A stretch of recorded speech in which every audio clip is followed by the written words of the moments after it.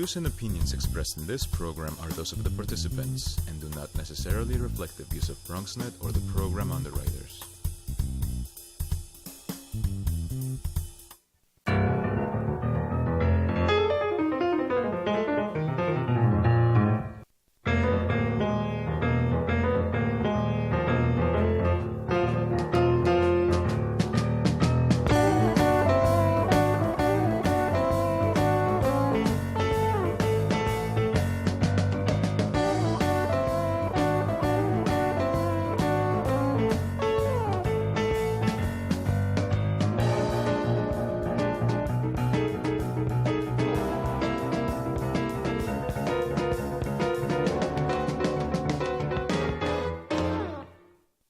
Good evening and welcome to Bronxtalk.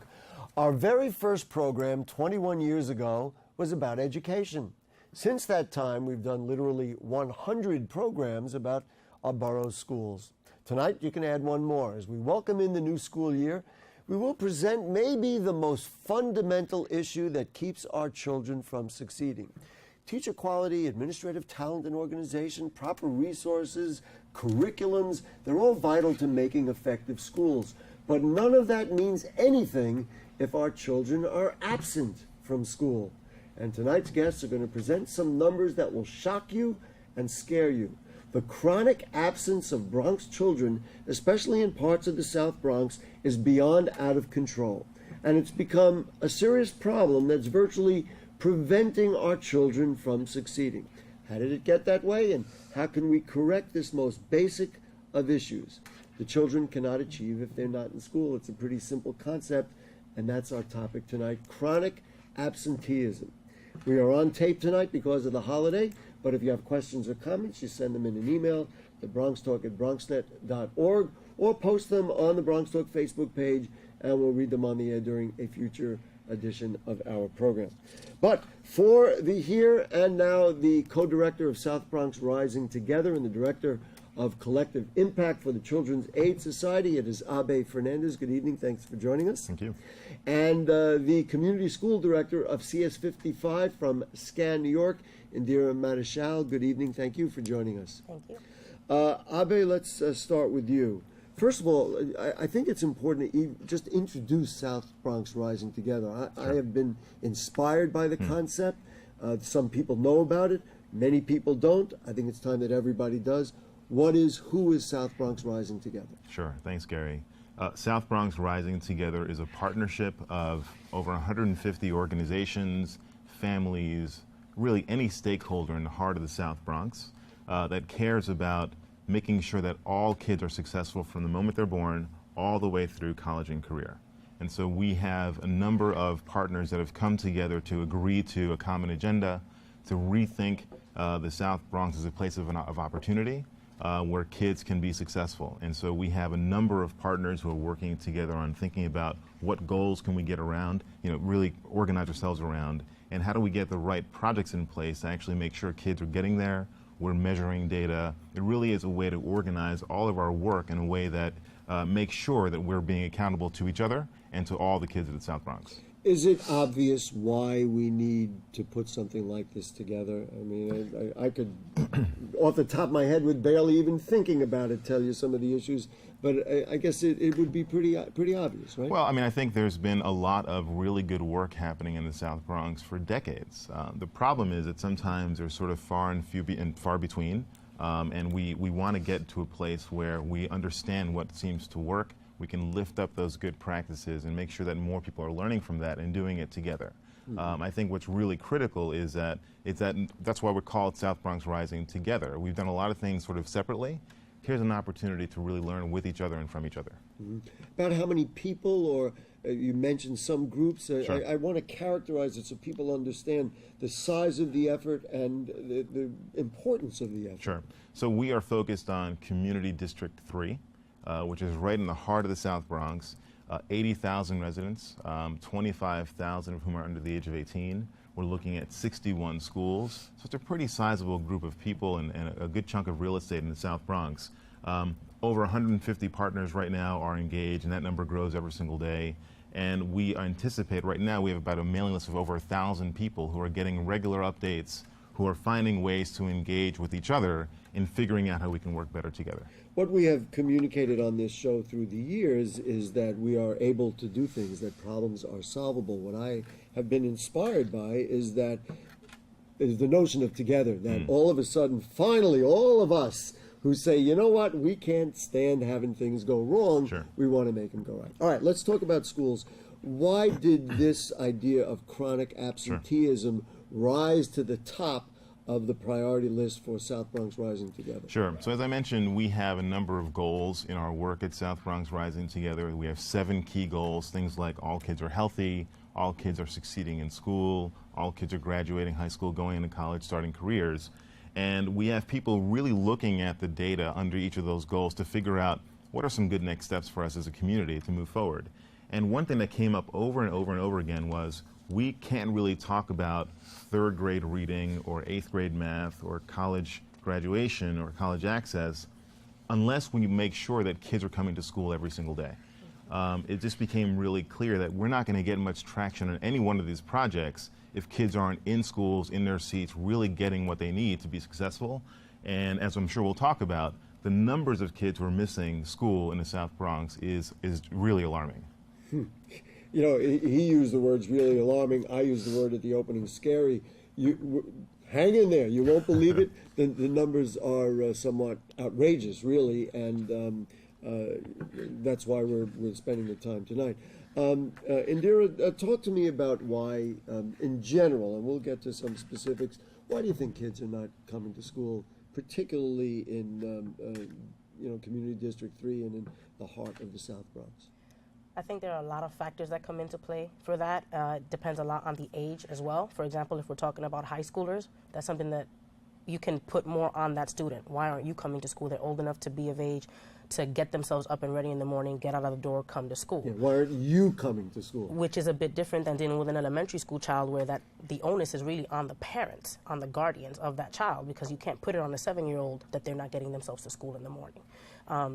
So it really depends on what age group you're looking at. But factors that I've encountered throughout my years doing this kind of work have included being sick, whether it's a little bit sick or needing to go to the doctor sick. And let me just add the asterisk to that. We're number 62 in the state of New York in health indicators. Many of those problems are, in the South Bronx. So they may be legitimately sick, not just calling in sick. Go ahead, Yes.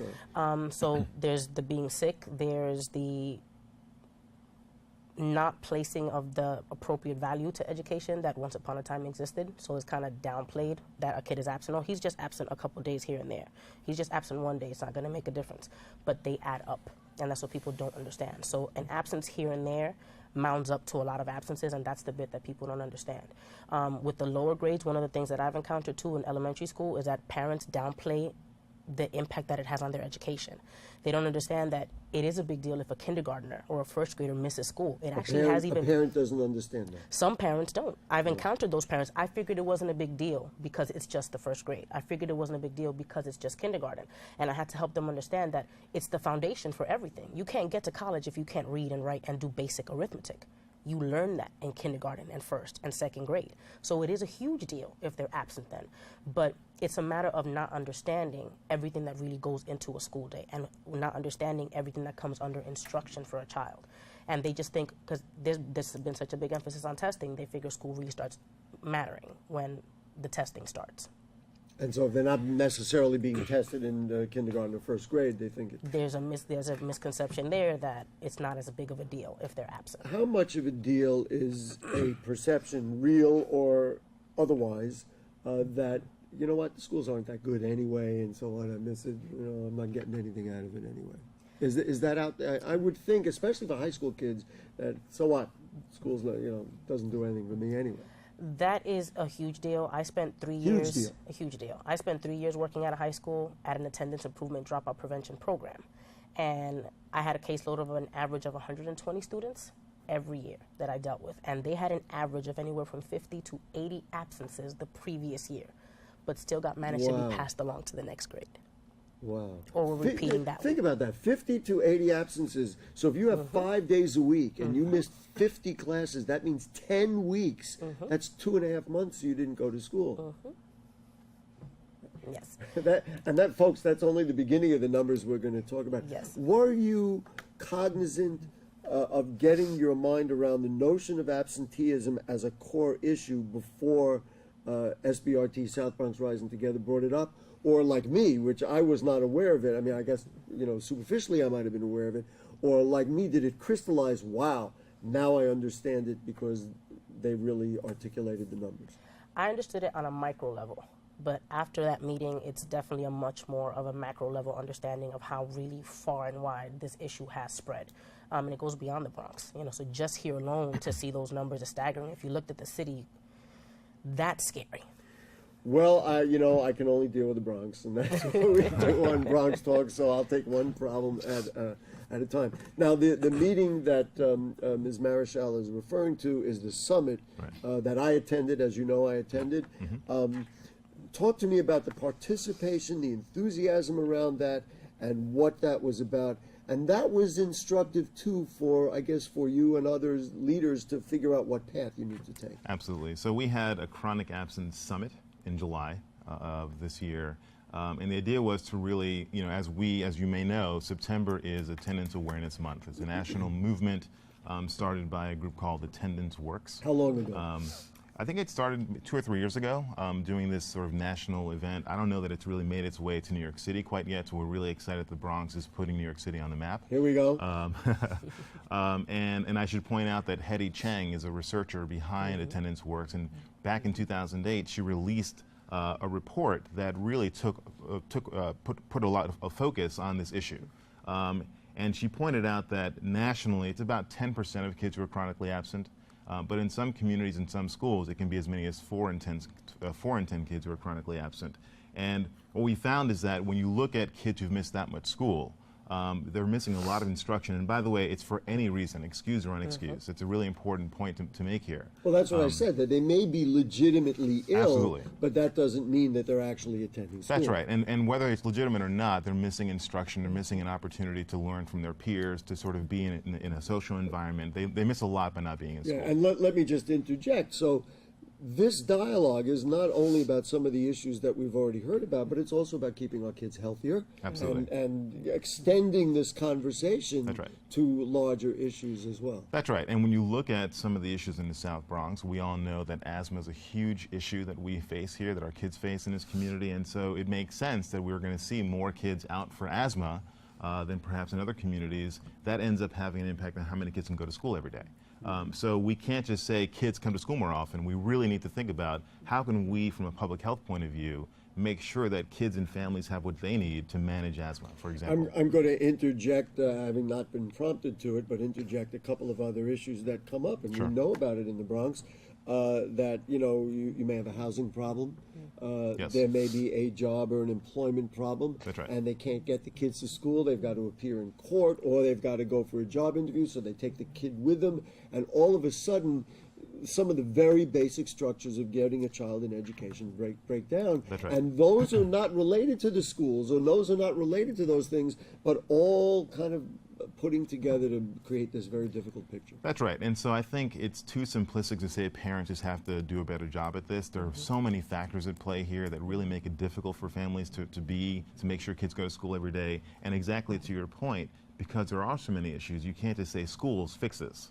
We have to have lots of partners coming together to think about how can we, in partnership, looking at the same set of data, working with communities in a very deep, engaging way, identify the needs and respond very quickly. And so that's what the summit tried to do. And that's why I was inspired by you had more than 120 people, That's right. and they were school leaders and community That's leaders, and everybody was like, whoa, collectively, South Bronx Rising together. That's how we're going to do it. I do want to mention Children's Aid Society and its Phipps neighborhoods. Yeah. They have been leaders in putting SBRT together, and we want to make sure they get the credit. Thank you. Although they're very happy to make sure that SBRT is successful and everything else will work out. Let's look at some numbers. You ready? Sure. Okay. These are, when I saw these, and I said to myself, sitting there, that's why I have to put them on TV. So let's Dahlia, let's roll it and let's see what we got here. The first thing we're going to look at is a map. Now this map, obviously, is the city of New York. you can kind of see that right in the center. You can't. I don't know if you can tell on TV. The darkest numbers are the people or the places where there are the worst attendance, right? And that would be right in that part of the Bronx you're talking about. That's right. So to be clear, to maybe just to define what how we're looking at chronic absence here, we're looking at the number of kids who've missed a month or more of school, about 10% of school or more. A month or more. Right. Imagine like missing the month of October or something. Right. So it ends up being about 20 days, 18 to 20 days a year. And once you hit that point, really negative outcomes follow. And so what this map is showing is that here are the 32 districts across New York City. And if you look at the districts in the Bronx, you see lots of red. So the deeper the red, the higher the rates of chronic absenteeism. And right in the heart of the South Bronx, you can see there we have some of the highest rates. So it's a clear signal that we have a real issue to work on here in the Bronx. And right there in former School District 12, it says, the legend says that 30% of more of all schools, students are chronically absent. That's right. And I should just point out that these are data that was presented by the New School in a report in 2008. They were connected to the Hetty Chang, and they realized that even though we had a 92.6% average daily attendance rate in New York City, for elementary school, we still had 90,000 kids who missed a month or more of school that year. And I don't mean to laugh. It's insane. 90,000 kids. All right, so now the next graphic that we have starts to indicate very clearly that there's a problem. If you don't attend, you're not going to do well on tests and things like that. That's right. So here's some data from a few years ago, but I still think the pattern probably remains that if you look at these two bars, the blue bars on the left, this is English language arts, and if we looked at the kids who attended well, it's still not great numbers. About a third of the kids who attended well are proficient or better on the statewide tests. But if you were chronically absent, only 11.4% of those kids tested proficient or better. So you can see both in ELA and in math on the right there, it's clear that showing up makes a difference. The more you show up, the better you do. Same thing with the math. Now, on the next slide, Dahlia, if we can go to the next, talks at the higher level, at the high school level. What are we looking at here? Right. So the last one we looked at, 3rd and 8th grade. Here we're looking at what happens for how many kids are college ready. And that's, passing regions at a certain threshold that they would not require remediation in CUNY. So the lighter blue and then the lighter orange are the people who passed. Correct. And those who are college ready are the darker colors to the right there. And you can see, again, the pattern remains that the more you attend, the better off you are. I should point out this is not causation, it's correlation, but it's still a pretty compelling chart to look at. It's completely logical. And the next one I want to show, and this is the one, this one and the one after it are the ones that, this just absolutely blew me away. Right. And so let's go through it and be very clear about what we're looking at. So again, we're looking at data from 2012, 2013, when SBRT released its baseline report last October. We were looking at data from that year, and we saw within looking at all the schools in our zone, so the heart of the South Bronx Community District 3. That was in that 12 Community District 12 in the center of the Bronx and some of the surrounding. It's a little bit of 12, a little bit of 9, and a little bit of 8. Okay. It turns out. Those are the former school districts. Yeah. Yes, and so if we look at the schools in there, we found, and looking at, well, how many kids in our community are chronically absent, we found that it's 35.5%, or it was that year. Chronically absent, Correct. Which means they've missed more than a month or more of school. 35%. That's okay. right. Don't lose that one yet. I appreciate you putting me back on TV, but I want to go right back to that. Go ahead. And if you look at then, well, who's attending well? And so we're defining good attendance as missing less than 5%. And so, I mean, it's good news, I suppose, that 39.1% of the kids are attending well, but that number should be much, much higher, obviously. And in between those two groups are the at-risk kids, and that's a group we want to really, really pay attention to because it's so easy for them to slip into a chronic absence pattern. Well, I also want to look at that, and if you add up the 35.5 and the 25.4, what do you get? You get 50, now you almost get 60%, That's right. which would be the other part of the pie. That means 60% of the children pre-K to 12 Correct. are either at risk or chronically absent, and that means only 39.1% have a chance to achieve in the way those other bar graphs show. That's right. They're in much better shape to do well if they're showing up all the time. That's right. All right, now just to get an idea of the grade breakdown, I want to go to the next one, and then Ms. Marichal, we're going to get to you, and I want to talk about some other items that I think about when I think about attendance. and why people might not attend. So this was also, to me, very revealing. What do you got? So looking at the same schools in the same year, we did a breakdown by grade. And I think for the most part, I mean, I should have said this earlier, chronic absence is not the same as truancy. And the difference is that chronic absence is absent for any reason. Truancy typically is for kids who just decide not to go for whatever reason. It's kind of playing hooky, right? And so most people immediately assume that we're talking about an older population of kids, middle school and high school. What these numbers showed us, though, is that, and this is true really across the country, that some of the highest rates of chronic absence are actually in pre-K, kindergarten, and first grade. Amazing. And for reasons that we sort of talked about earlier, not all families realize the importance of kindergarten, the importance of pre-K. There are many things that get in the way of kids showing up. And in this case, these are not kids, as Indira mentioned, these are not kids deciding if they're going to go to school or not. It really is sort of parents having to make sure that they do what they need to do to get their kids in school. Or as I mentioned earlier, and I'm not placing blame, but it could be that there are real legitimate issues That's right. in their lives, in their families, Absolutely right. in their structure of their housing, That's and right. the way they have to live, that get in the way. There's no doubt about That's that. right, in the Bronx. and we're not trying to blame parents for this. We're really saying let's understand what the needs are, how we can be supportive, and wrap those supports around parents to make sure that they understand the importance of it and they have the tools to get their kids to school every day. One quick last look back at that graph, and then we're going to lose those forever and try to come up with some answers. The other thing, which you look at 9, 10, 11, and 12th grades, Yes. I mean, those numbers are through the roof. Absolutely. That is just unbelievable. Right, and it's impossible for us to know exactly looking at these particular numbers, but I would suspect that the kids who are really chronically absent in high school were probably chronically absent early in their lives. And so we think that, one of the best predictors of who will be chronically absent this coming school year is who was chronically absent last year. And so if we can figure out a way to get in front of this quickly, identify those kids who have a pattern of chronic absence, we might be able to change those numbers in a year or two, and that's why we're focusing on this issue so closely. Indira, a couple of items for you then. How good a job are the schools doing? I know CS55 is taking this very seriously and is going to be part of a group that really takes a look at this. How good are the schools at tracking this attendance? If people like Abe Fernandez want to come in and get drilled down a little bit and find out who it is, does that data exist, or are we still not even good at tracking this information? The data does exist.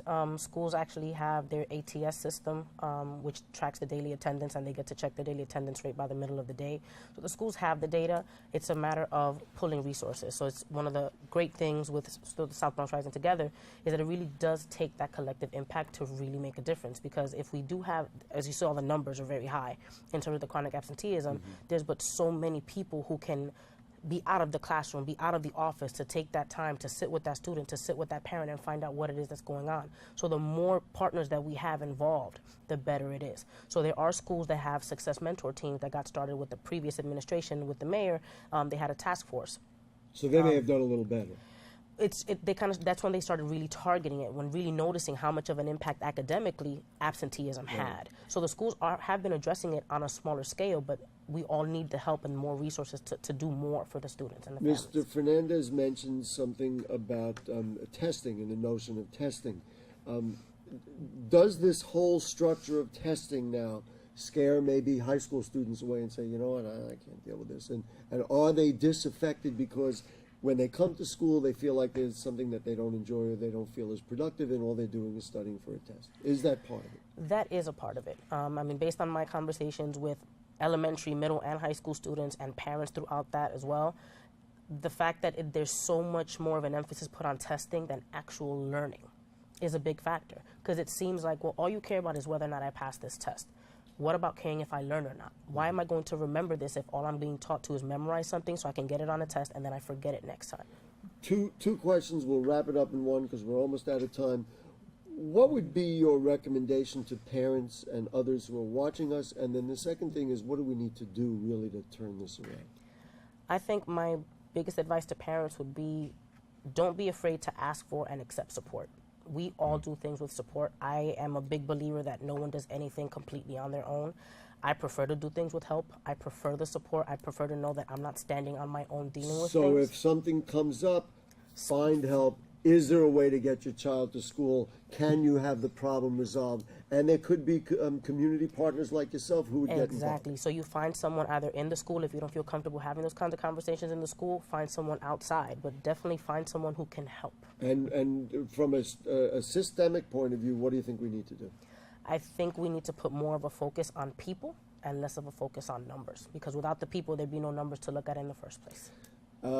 You are setting up you're getting the best of together, and, Yes. and you're really going to take a look at this. Why don't you tell people what that's about? Sure. So following on what we did in July, the Chronic Absence Summit, we're asking schools and partners in the community to say whether they're all in. You know, will they create a learning community of schools in the South Bronx that can make this a real priority going forward this year and learn from each other and sort of build on what we know seems to work. You heard about success mentoring. We know that having a team of people looking at data every week makes sense. And so we hope to have this September be a really important time for us to focus on the issue. And how do people get in touch if they want to get in touch? I think we just put some. So you have that. We also have a hashtag.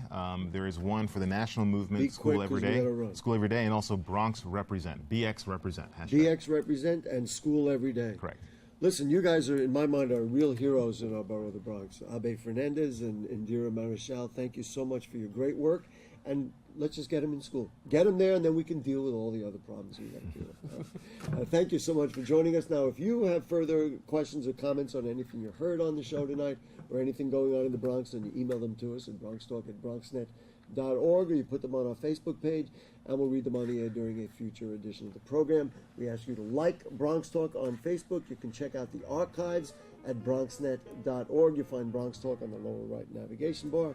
In addition to thanking our guests tonight, thanks to our producer Dahlia, the director Shirley, the Helen, and the cast of thousands around us. And we'll see you next week. Good night.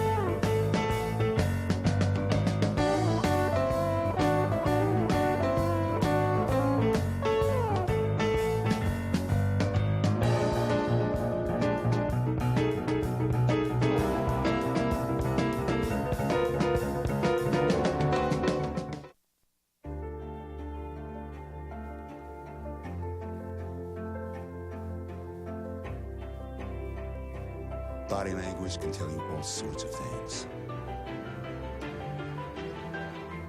Like someone is having a stroke. Know the sudden signs. Learn fast. Face drooping, arm weakness, speech difficulty. Time to call 911 and get them to a hospital immediately. Learn the body language and spot a stroke fast. People think I'm trash, but they're wrong. Today I'm just an aluminum can, but one day I could be a stadium.